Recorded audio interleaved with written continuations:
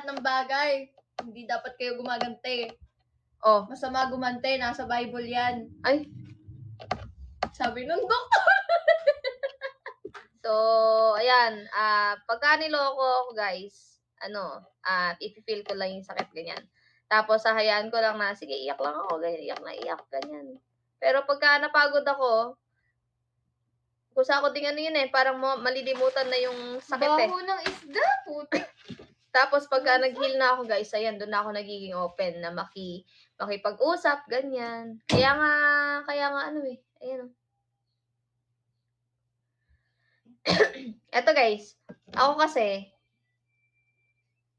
sinasabi ko na, pagka niloko ako ni Bubu, siguro, dahil mahal ko siya, mapapatawad ko pa siya. Siguro may 1 beses, 2 beses, ganyan. Pero wag naman sana niyang gawin, kahit alam na niya, di ba? Ako kasi ganun, pag mahal ko isang tao,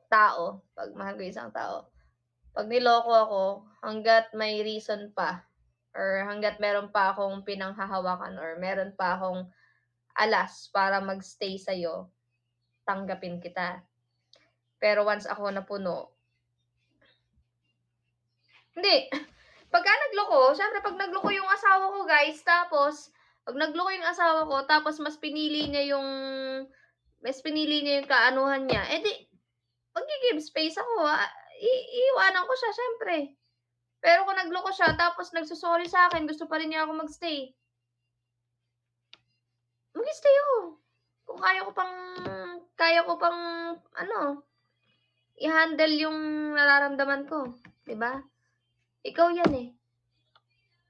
Di mo dapat pinarinig sa partner mo yan, ha? Okay lang, marinig niya. Nababago naman yung malay mo, pag niloko niya ako, iwan ko na siya agad. Hindi naman pala, I mean ako, bilang ako, siguro sa experience ko, ganun ako eh. Pero hindi naman parating ganun. Malay mo, patibong ko lang pala yun, na kapag niloko niya ako, nag-expect siya na papatawarin ko siya, di ba? Kaya magloloko siya. What if nagloko siya, tas di ko na siya pinatawad? Di wala na. Wala na kami.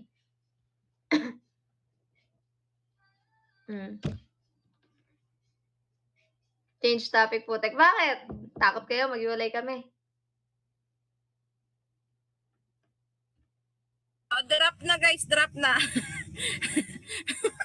Na kayo. Change topic. Drop na. Dali.